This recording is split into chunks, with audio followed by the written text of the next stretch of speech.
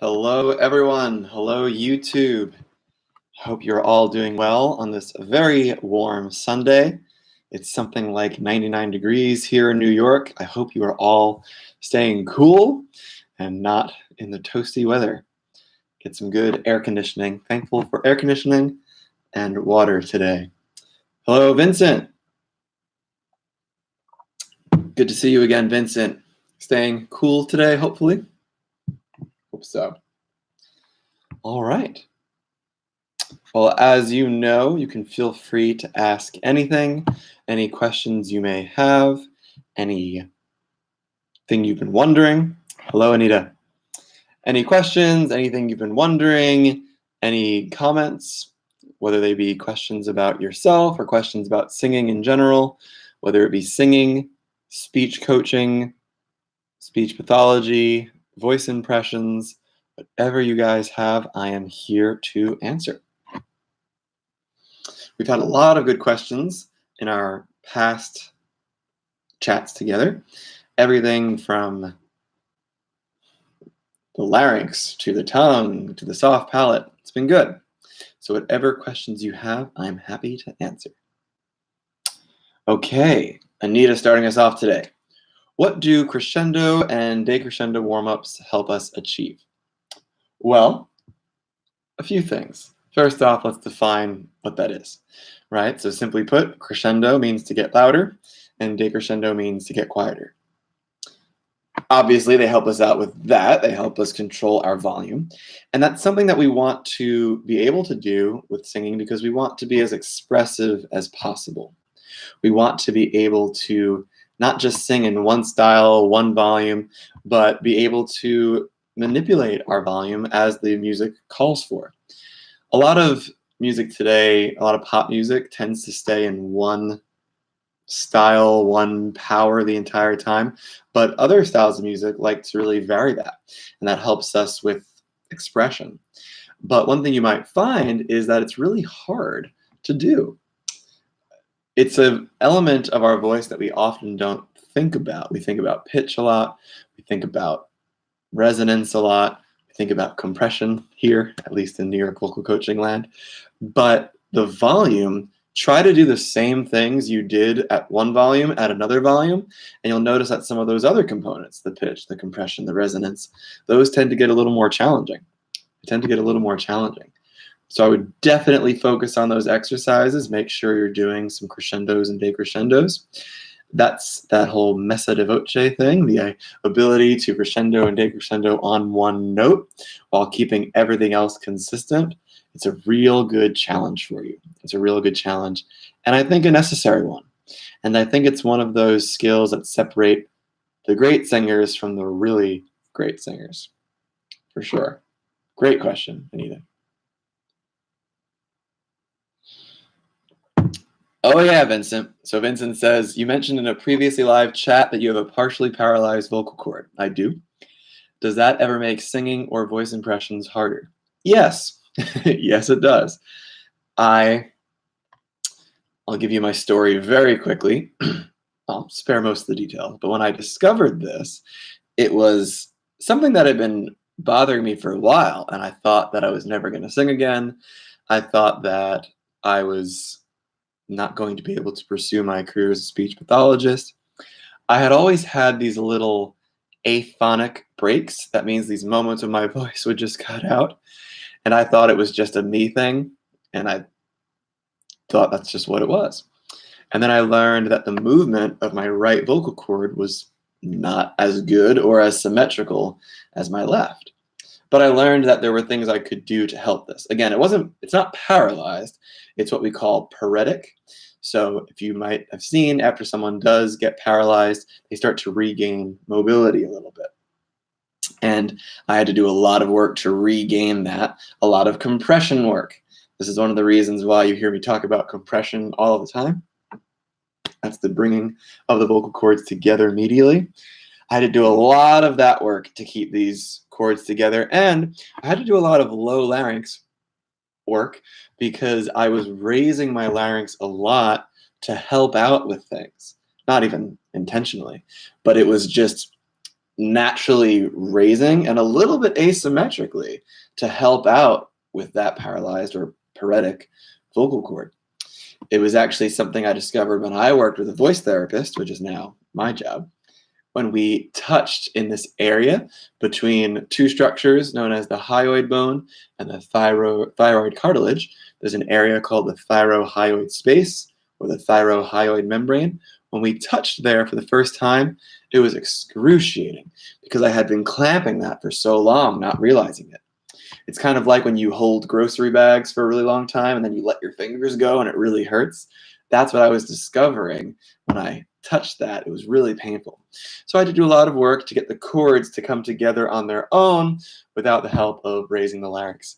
But yeah, it's made a lot of things difficult. And to be honest, there are still days where it gives me some trouble. And that's why I have to constantly be on top of my voice.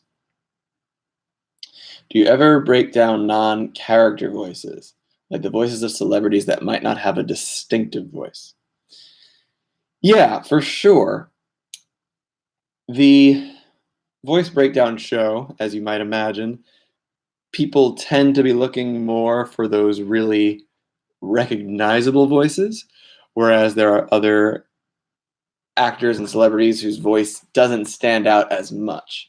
But if you notice, we did do some people. We did Ray Romano, we did Gilbert Gottfried, we did Marlon Brando. We've done some of these celebrities, these actors, but they still do have a very particular sound that people will know, oh, that's that voice, that's that voice.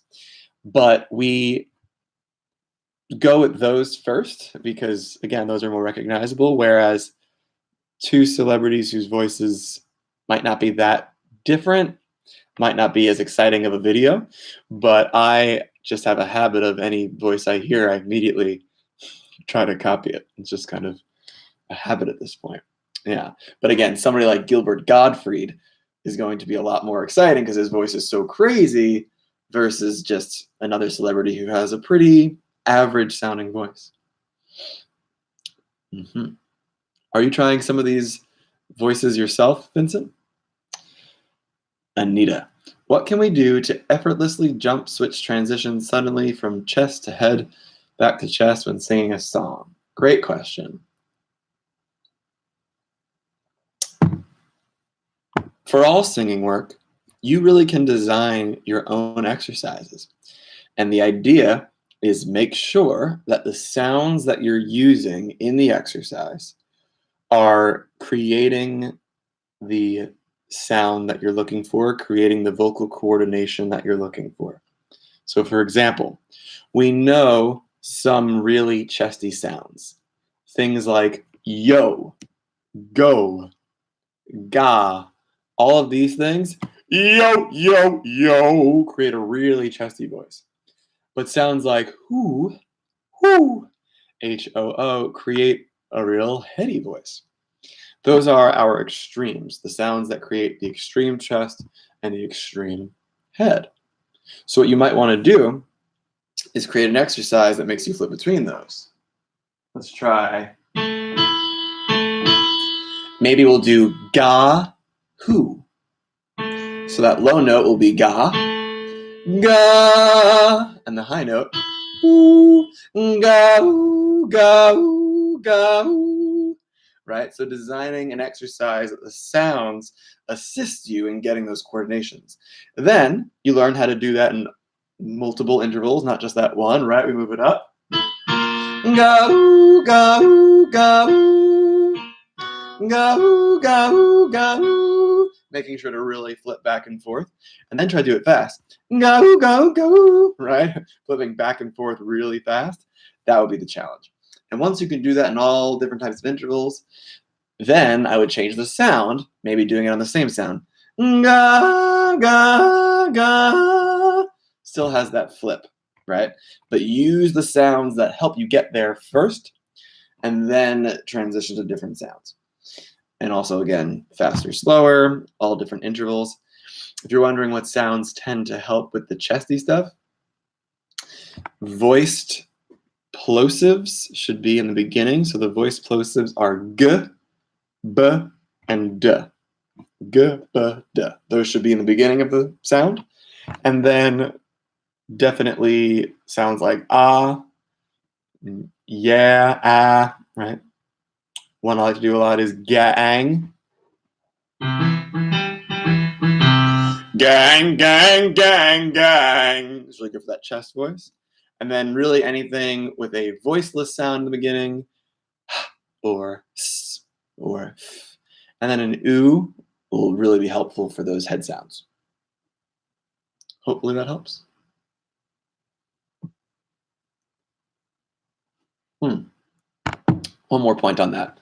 You asked how to do it during a song, and I would say it's really, really good to sing that song both in chest and in head if you can. Try to do it in both. Try to be able to flip back and forth at random points in the song. Not even that you would actually perform it that way, but that you would practice it that way so you have that versatility to do whatever coordination you want with it. Also, one of the best tips I can give you for singing in general, I use this trick all of the time. Find a coordination that you can sing the note on. Sometimes you can't do a word in a particular coordination. You try to do it in a head voice and you can't, or you try to do it in a chest voice and you can't. But what I would do is find a sound, again, like the ga, like the who, that gets you to that place, and take out the words and put in the sounds instead. So for example, let's say we were doing happy birthday. Happy birthday to you. And let's pretend that was hard, okay? And I want to do it in a real chesty voice.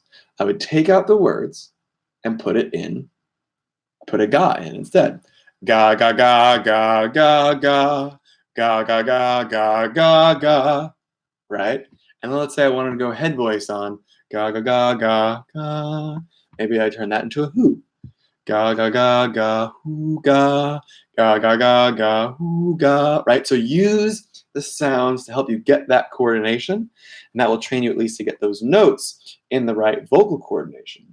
That'll keep everything regarding the breath, the chords, and the resonance in the place you want, and then you just have to learn how to do the actual sounds of the words around that. So again, long story short, take out the words, put in the sounds that help you get that coordination you're looking for.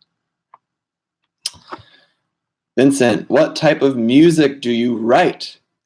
Well, I won't be sharing my music today, but I will tell you, I have been a fan of sound since the day I was born, and I have always just loved writing or hearing something new. And to this day, I'm that way. I can't really put myself into one genre, one style of music, because as soon as I'm working on one thing, I get an idea for another. That being said, it's definitely led me to some more experimental types of music, metal and progressive rock and progressive metal, things that blend the genres together. That being said, I also do a lot of Christian worship music. I'm a Christian myself, so we do a lot of that type of music, which is more like a contemporary pop, contemporary rock type of music. I used to do acoustic music at weddings, so all different sorts of things. Really, it's just trying to create something that sounds new and something that sounds unique and challenging myself. I really like to be challenged and to create something new. And for you guys out there, that would be my recommendation to you, is be willing to listen and to attempt to sing or write music that you're not used to. If you say, oh, I would never listen to X, start listening to X. Really, it's going to expand your mind, it's going to expand your voice, and you might find that you actually like some of these types of music, and you might find that the singers are doing things that you had no idea voices can do. You know, I mentioned metal music, for example. A lot of people put down metal music, but then once they try to do some of these things themselves, whether it be instrumentally or vocally, you realize, oh, this is quite the challenge. So I would definitely recommend you to check out all different types of music. How about you, Vincent? Do you write music? And you're welcome, Anita. I'm glad that helped.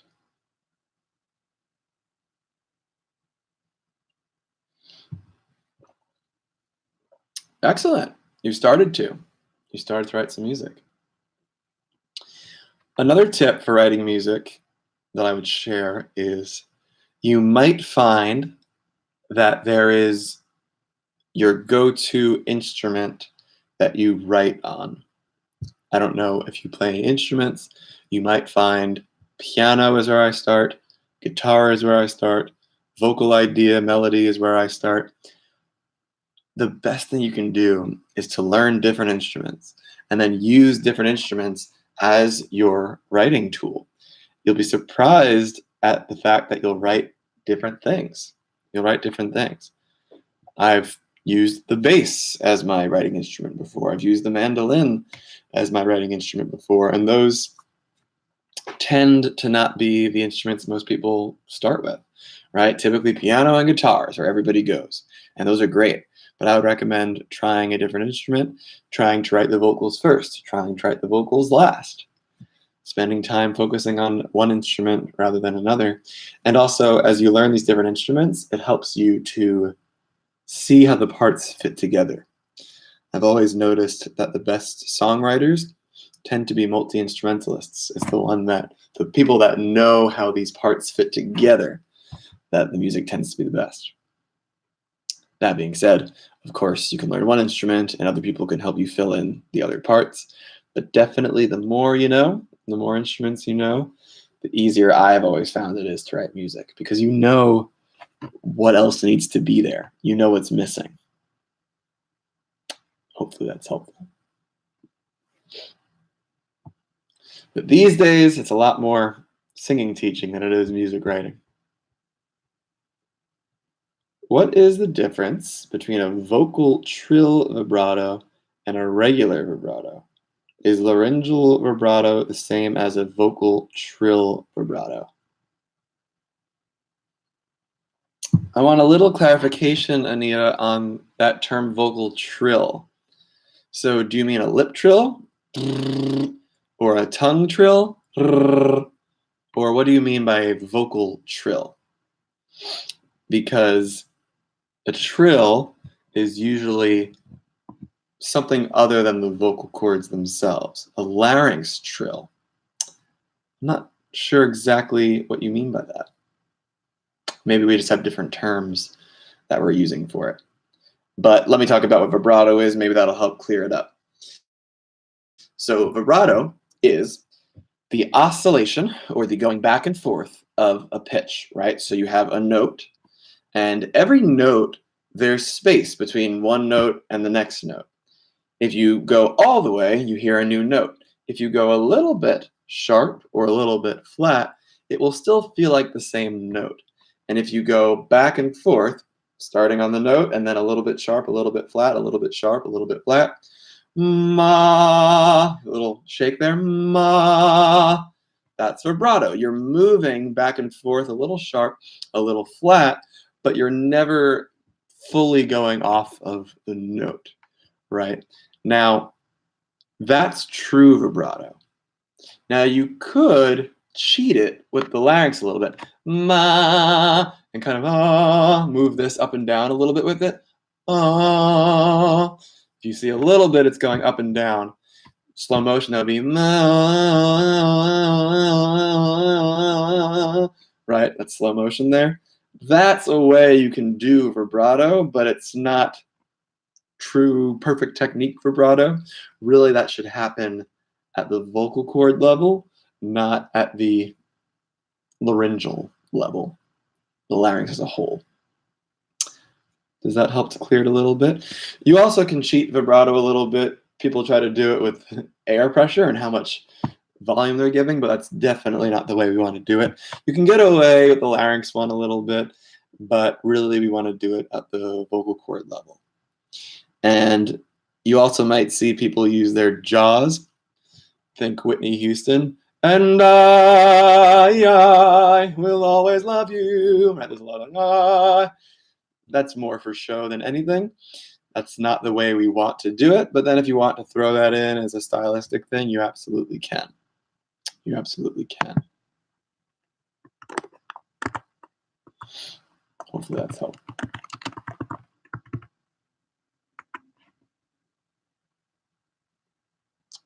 Let's see. But I don't know if I can think of another way to answer your question. Okay, good. It was helpful. Good. Yeah. Again, trills normally involve some sort of what we call an articulator. An articulator means your lips, your teeth, your tongue flopping around. That's usually what a trill is considered. It's a lips or the tongue or even your uvula in the back flopping around a little bit. That's usually what we mean by a trill. Yeah. Now, if you mean a trill in terms of in between notes, then I can see what you mean by that. But again, we want to do it at the vocal cord level, not, yes, 2 notes going back and forth, sure, which is different than vibrato, right? Yeah, so that might clear it up. Vibrato, you're not actually going to a new note, whereas in a trill, you are actually going between 2 notes. Yeah, it's definitely a vocal technique that is not that popular, a true going back and forth between 2 notes. You hear that a lot on woodwind instruments and guitar and things like that. But on voice, it's a little less common. But there we go, back to our songwriting. Try to fit that into a song somehow. Then you've really mastered things. As always, guys, these are great questions, truly. Again, stay cool today. It's very hot here in New York.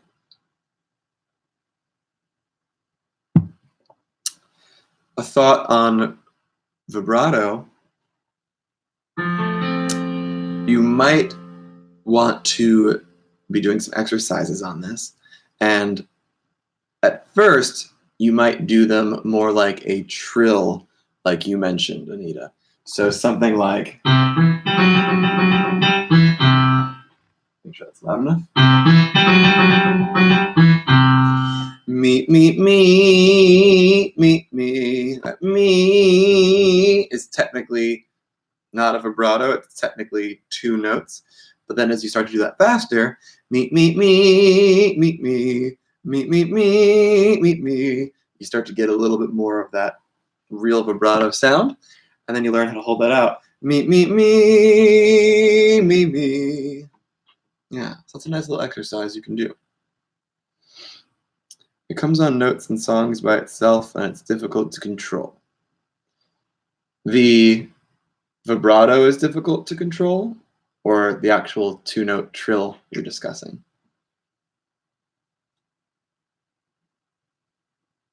Yeah, vibrato is challenging, for sure. And a little talk about vibrato, there's a bit of a piece of misinformation out there that vibrato is the natural thing to do. That people naturally do vibrato, and if you don't have it, you can't get it. That's simply not true. I just showed you an exercise on how to start doing it, but there's that thought out there that that's the natural way and straight tone is hard. You don't hear too many kids as they're singing doing vibrato. Straight tone is definitely a little more natural. That being said, sometimes it's hard to hold on to a note, but all that to say, anybody can learn vibrato, anybody can learn straight tone. It just takes some time. That's great, Anita. So you're definitely improving on that vibrato a bit, hopefully. I know Justin has some videos too about vibrato on Voice Lessons to the World, so I highly recommend checking that out. So good to hear, Anita. I'm glad. Yeah, it's a challenge. Remember too, with vibrato, there's a lot to think about because sure, you're moving a note around a little bit, but you have to learn how to do that in all pitches, in all compression levels, in all resonances. There's lots of things to learn there. You might find that it's easy in your chest voice and hard in your head voice, or vice versa. So I would say once you started mastering vibrato with whatever exercise you're doing, change the exercise. Yeah, so it's hard to do it in chest voice. Try to take the exact same exercise, but put it into the chest voice, or maybe use a more experiment. Maybe use a more chest sound, like the ga we talked about before, or maybe use a more heady sound, but in your chest voice, right? So maybe use the who that we talked about before, but in your chest voice. Hoo, hoo, hoo, hoo, hoo. Maybe in your chest voice, you're holding on too much. Maybe you're not allowing it that freedom to move. So if you give it a sound like who, it's going to help you loosen up a little bit. That might be the case. Conversely, try the opposite. Try to tighten up. Extremes are your friend. Okay, Vincent, what are the different ways that speech articulation issues in people crop up? Because often the parents don't speak with the same articulation issues, so it's not like they passed down through nurture. Sure. You're essentially asking, why do people have certain articulation issues and those around them don't? Well, there's a whole bunch of reasons, and it depends on the issue. Sometimes they're idiosyncratic, meaning we don't know. But you really have to think about how many factors go into the way that you sound and the way that you speak. One, there are some genetic things involved. Sometimes there might be some genetic predispositions to sounding one way or to not being able to produce a certain sound. So that's definitely important. You never know if somebody has some underlying abnormality that is causing an issue. Two, culture is going to be different. Your parents might not be of the same culture that you were born in. Maybe they were born in a different culture and they've moved to where you are now. And so they're going to sound a little bit different because of that. Another thing about that, though, is you don't just learn from them. You learn from early age in school and you imitate a whole bunch of people. So you're the people that you're impersonating, so to speak. Everybody is a voice impressionist because everybody is impersonating somebody in their life. That's just how we do it. We're naturally taking in all that information and trying to impersonate it. So you might be impersonating both people out in the world and your parents, and you're trying to synthesize it.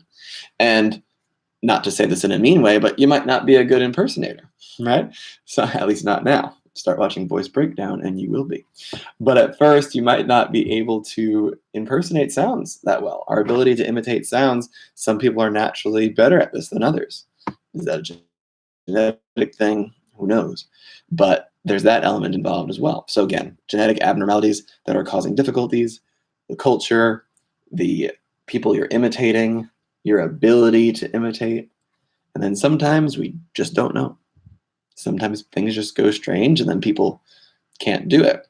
Sometimes we form bad habits, right? So sometimes a sound happened once and maybe everybody would do that sound once, but then that individual person kept doing that same incorrect sound, formed a habit, and then you go to a speech pathologist and you work on it. That's a great question, though.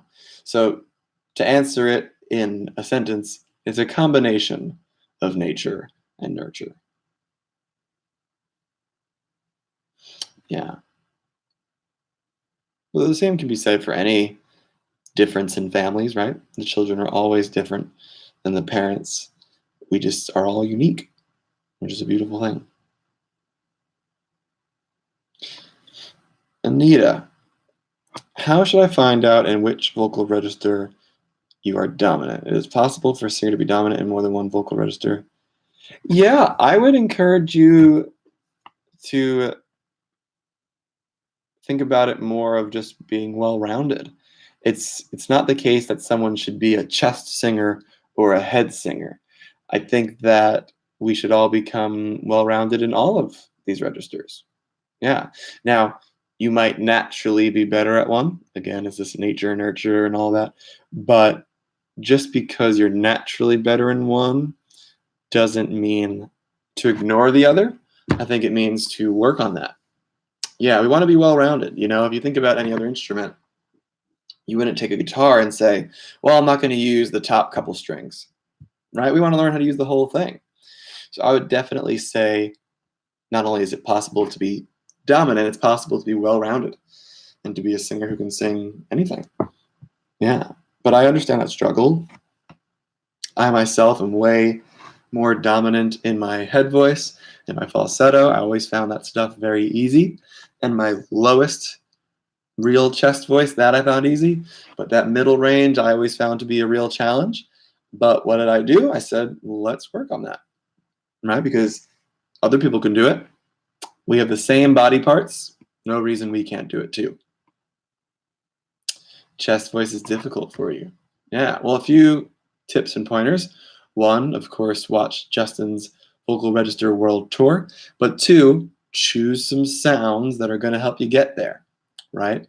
Right now, you could probably give me a good chesty sound if you went, yo, hey, wow.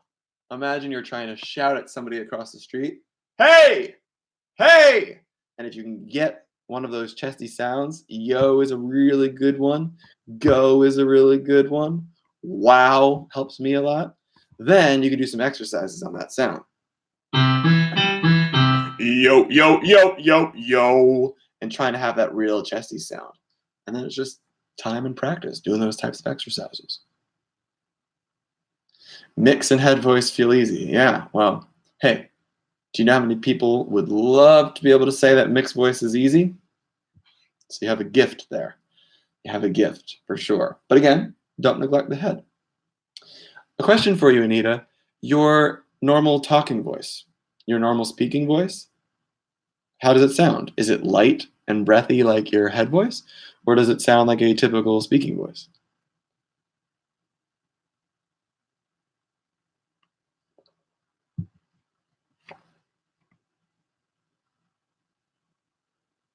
A little mixed? Okay.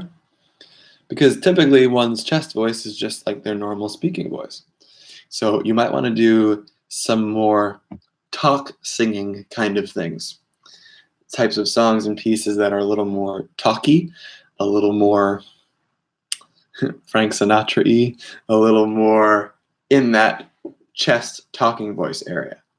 Yeah, but I would just bombard yourself with chest exercises and chesty songs. And don't try to do the craziest, highest chest voice stuff either. You know, find that nice middle sweet spot and then move up and down from there. Yeah. But we do want to develop that chest voice. We don't just want to say, well, I'm a head singer. All I do is head voice. I would say we want to develop all these different registers. Also, a little tip though, the answer is not to spend all day long on your chest voice. We definitely want to mix it up a bit. And one of the strangest things I discovered as I got into the voice world, and so many people have said the same thing, working on one area of your voice always tends to help out other areas of your voice. So believe it or not, if you want to work on those chest notes, work on beefing up those mixed notes. Work on the flageolet. That high stuff, right? Those really high things, work up there too. Believe it or not, as you start to work on these different areas, the chest voice will help. Also, don't neglect your vocal fry down below, right? And bring that up into your chest. And right here it'll slide in for me. Mum, mum, mum, mum. That first one's a real note for me. Mum, mum, mum. I would work on those vocal fry notes as well. They'll help you get in there. You can produce up to E6, huh? Good for you. I wouldn't be scared to push further. I wouldn't. Now, be careful, obviously. If you're having a lot of strain on that E6, then we got to be careful to make sure we get the real, again, that register change, right? This isn't just a really high head voice note. We're getting a register change.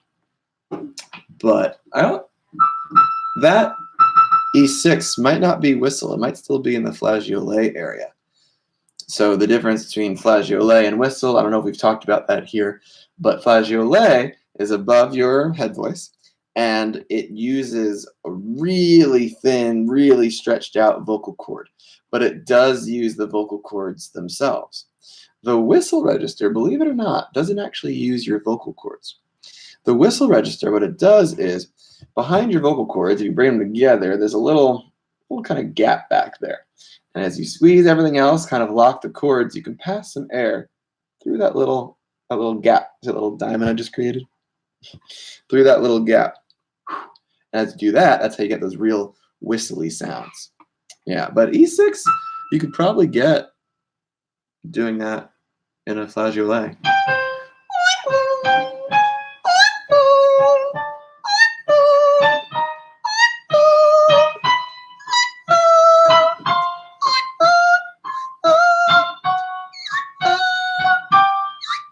Yeah, you could probably get that in a flageolet. You could, or it might be right where it starts to flip. Yeah. That would require a little bit more warming up to get past that today. But you can. You definitely can. If I can do it, you can do it. If this old paralyzed vocal cord can do it, you can do it too. A little bit, Vincent, but I'm loving it. You guys are asking incredible questions. I'm happy if it's just one of you. Truly. Nothing else I'd rather be doing on this toasty summer day. Great question, Anita. Anita says, I read on some internet articles that producing whistle voice might permanently damage vocals. Is that true?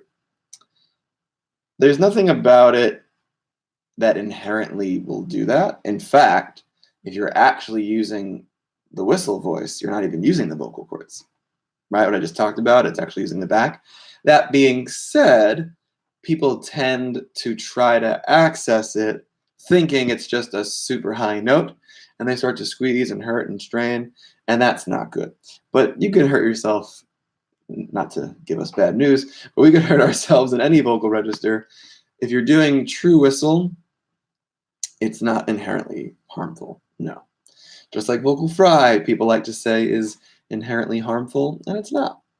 It's not. But we never want to do anything for too long or too much or too intensely.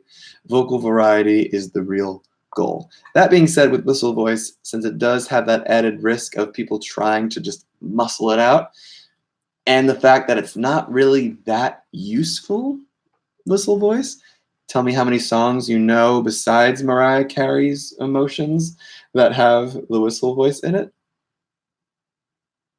Not too many, right? I love whistle voice. I'm all for it. But if you're afraid of it, if you feel like you're hurting yourself while doing it, you don't need it. And it doesn't actually work out the real vocal cords themselves. As I mentioned, it's that gap, that space behind them. So try it.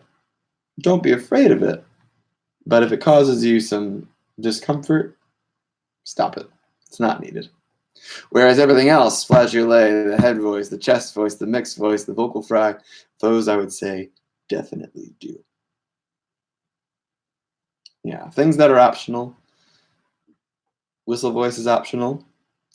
And if you're not going to be doing any kind of real rock singing or character voices, then a lot of the distortions could also be optional. Those are the things that I know people get scared of.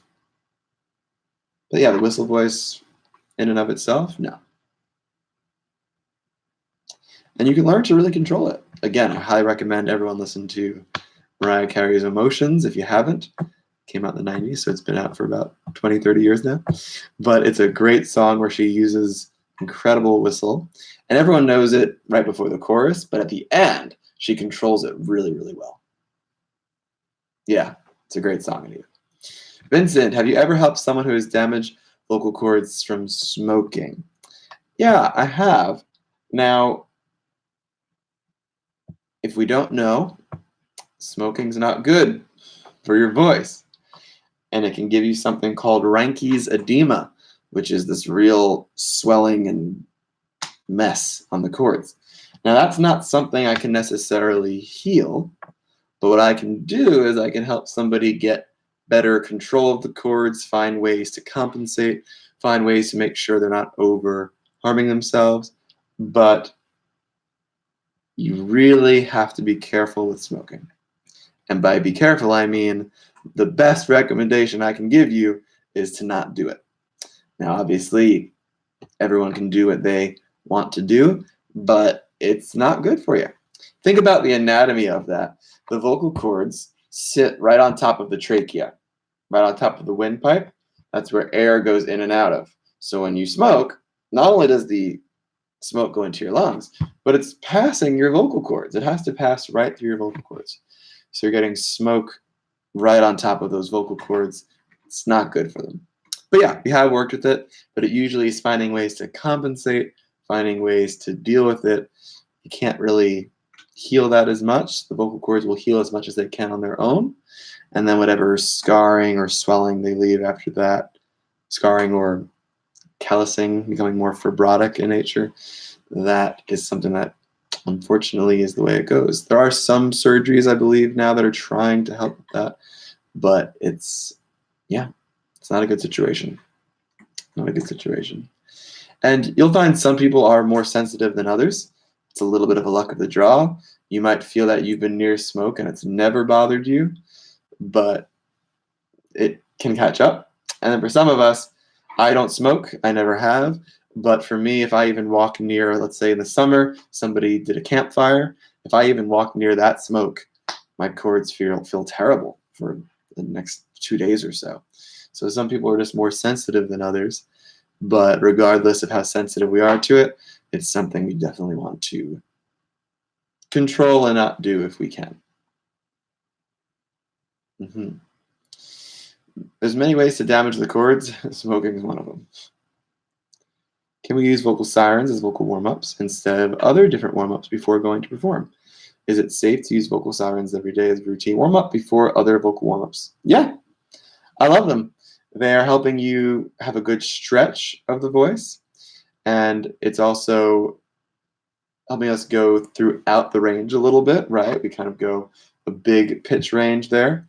My favorite vocal warm-up when I don't necessarily have a piano near me, or when I'm in a rush, or when I'm really, I do it every day, to be honest with you. It's just my go-to warm-up, is a lip trill sequence. I do a series of lip trill exercises, and some of them are siren-like in that I go from low to really high and high to really low. So my lip trill sequence, 5 steps. Steps numbers 1, 2, 3, and 4, you'll do 3 times each, and step 5, you'll do 1 time. So, number 1, low to high. Try to make sure there's no pitch breaks or skips along the way. 3 times of that. Number 2, high to low. Again, 3 times. If anyone heard, there was a little aphonic break I was talking about the paretic vocal cord. That's what I've had to learn how to control. Anywho, number 3, peaks and valleys, meaning going up and down. 3 times. Peaks and valleys going down. 3 times. And then I'll usually sing a song. Happy birthday, something short.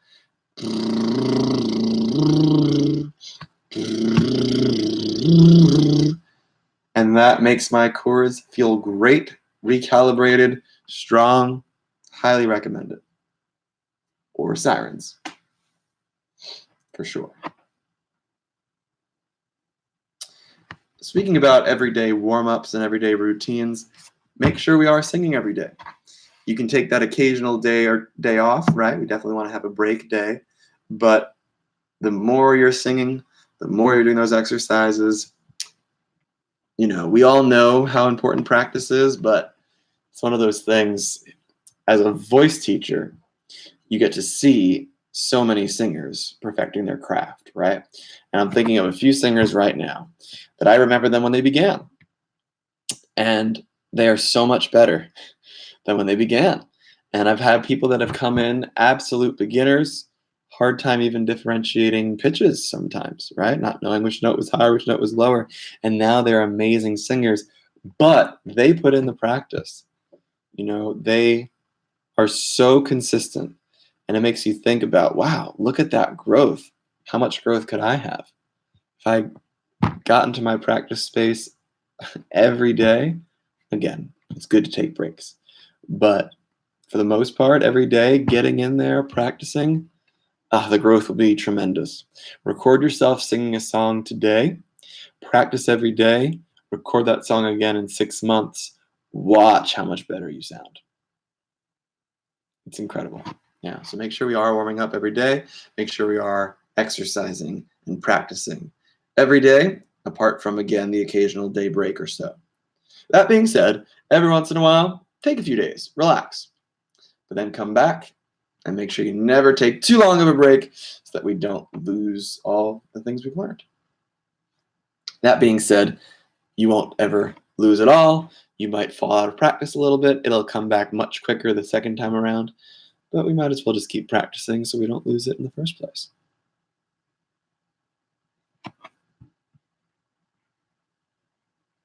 Again, I'm always so impressed by your questions. I keep thinking, what are they going to ask now? And you guys always wow me. So good work. What are some warm-ups when I am sick? Great question. When it comes to the voice, there are 2 types of being sick. Obviously, we could be sick in many other ways, stomach flus and all of that kind of thing. But when we're talking about the voice, there are really 2 types of being sick. Congestion, right? Filled up nose, congested, hard to breathe through there, mucus, phlegm. And then more of the laryngitis, the actual cords themselves being inflamed. Upper respiratory infection, yeah, that's more of that. You also can get some lung things, to be fair. But here's my point. If it's a lung thing, or if it's a congestion type of thing, sinus infections and the like, you can sing on those because the cords themselves are not having an issue. The cords themselves are, that being said, some people do have that chain reaction. When they get sick in one place, everything gets connected. I know for me, when I get sick, my asthma often acts up, even though it's not anything that should start my asthma, but my body just goes, all right, let's let everything be sick. My stomach will usually be sick as well, so some of us are like that. But if you're just having the congestion, then I would say you could do everything normal. Really. You could do everything normal. Your resonance will just be a little bit off. Now, if it's the other type of sickness and the cords themselves are inflamed and you find you can't even speak, don't sing. Those are the occasions where it's not necessary. Your cords are so inflamed, so swollen at that point in time that you're either just going to hurt them or you're going to form new compensating habits that when you come back from the cold, you'll be in a worse place than you started. And that's very common, right? I don't want to scare you, but it's common for people when they're sick to talk or sing too much, forcing it, and they start to form new bad compensatory habits. So I would say if the voice itself is actually having a problem, just relax. Obviously, if you have a performance, it's a different issue. If you can cancel it, cancel it. But the actual chords themselves, if those are swollen, I wouldn't sing. I wouldn't sing. What if your trachea hurts after a few minutes of vocal exercises? If you're feeling neck tension, that's usually due to one of 2 things. One, extrinsic muscular action, and that would be a technique issue. That would be a technique issue, making sure you're not raising the larynx or tightening all of this. That's something we want to look into and work on that technique. If you only feel it when you're sick, it probably means there actually is some vocal cord swelling, and that in order to get the cords to come together, you're subconsciously doing a lot of exertion, and that's causing you to exert here. In that case, I would say stop. You don't need to. All right? Use it as a day of rest. Do some vocal research. Look at songs you want to add to your repertoire. Learn some musical instruments. Do some music theory. But no need to strain the voice. Vincent, do you have a favorite song to sing? Wow, what a great question. What a great question. You know when people ask you a question and you know there has to be a good answer to that, but in the moment you can't think of all the songs you know, all the things you know about that? I think I have a few different favorite songs depending on what I'm going for. I think of, as I mentioned, I do a lot of Christian worship music, so a lot of those songs come into my head all the time. And they're not just fun songs to sing, but they're also good for the soul, those songs. Ah, Anita would love to hear me sing. Maybe. For some reason, I think of the songs that come into my head all the time. Elvis's Can't Help Falling in Love with You comes into my head all of the time. Trying to think.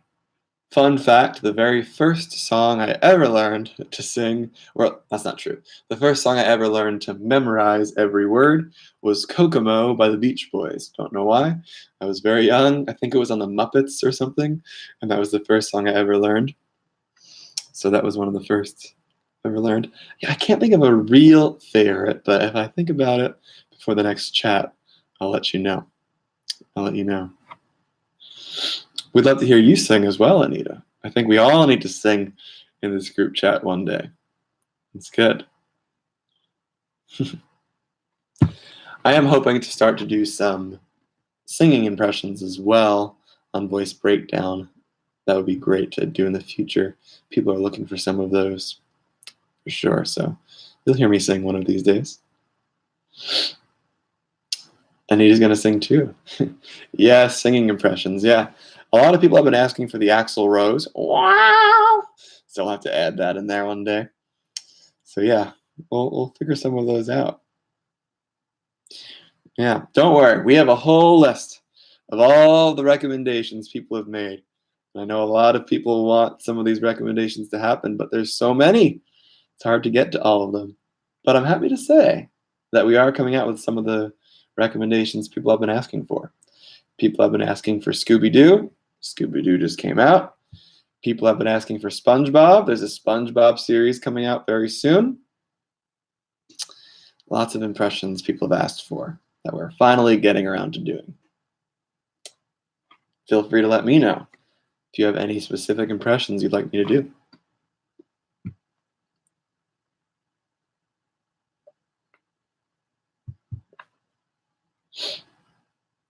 Definitely looking forward to more impressions. Yeah,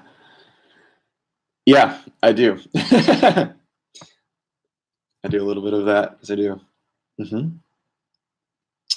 You could do it with that. You could hit under the chin. You could hit the larynx a little bit. It helps to get that real dolphin-y kind of sound. Tom Kenny's the man. Incredible, incredible voice work. Who doesn't like SpongeBob, right? And then, of course, Patrick. The inner machinations of my mind are an enigma. It was a really fun series to do. We did Squidward.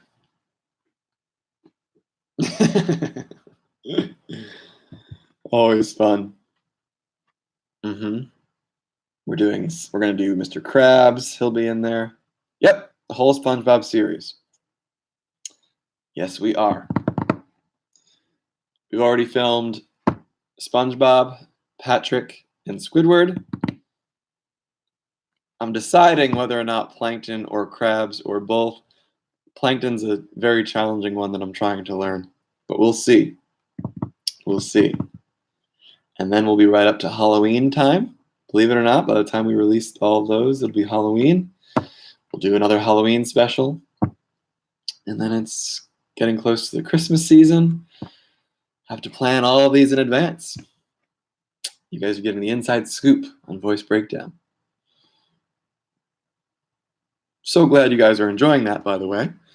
We've been very just humbled by the reaction to it.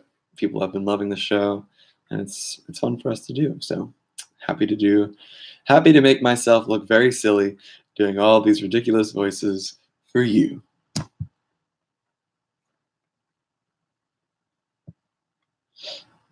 What voices would you like to see besides Plankton?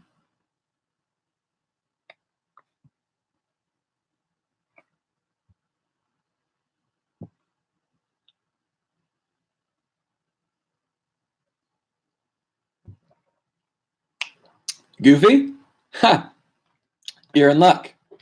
He's the next video that's coming out. I think tonight or next week. I'm not sure. But Goofy's the very next one. Mickey Mouse. Definitely. Oh boy! Oh-ha! Dreams really do come true. Oh, yep, Goofy's coming out. Goofy's coming out. Goofy, then the SpongeBob series, then our Halloween episode. I'm pretty excited for our Halloween episode. That's for sure.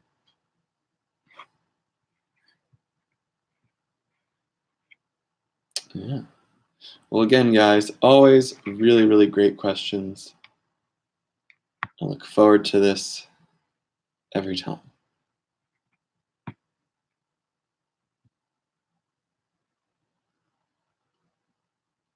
Last question. What is pharyngeal singing? Great question. So your pharynx is the space in the back of your throat.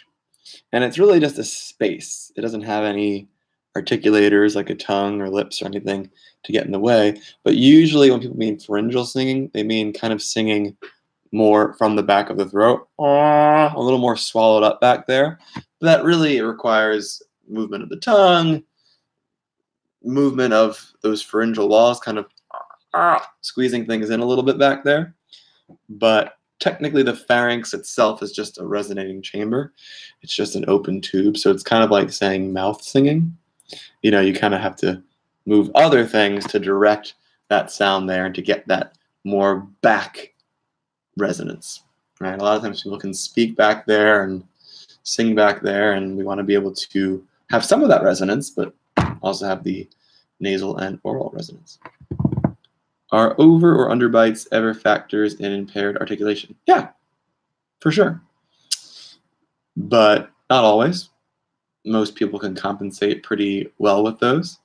But absolutely. Really any genetic difference can cause a challenge for you. But just like I can overcome my vocal cord, people can overcome their overbites and underbites. A specific example of a pharyngeal song? I'm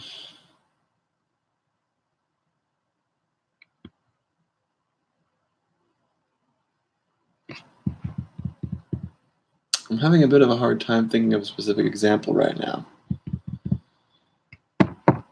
I'll get back to you. I'll have to get back to you, Anita. I'm trying to think of a specific example. It's less of an example and more of just a style. So again, instead of ma,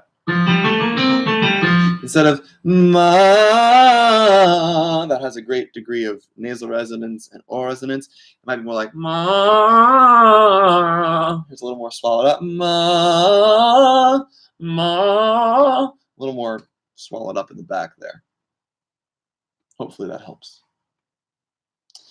Well, everybody, it's not just a low larynx. No, because you could do it. I could do it with a high larynx too. It's usually a pulling back of the tongue, keeping the air not going not coming out, but kind of more swallowed up in the back there. I understand the challenge, Anita. It's a little bit of an abstract concept, but the idea is that it's not resonating in the mouth or the nose, it's resonating more back there. So it's a resonance issue. So when you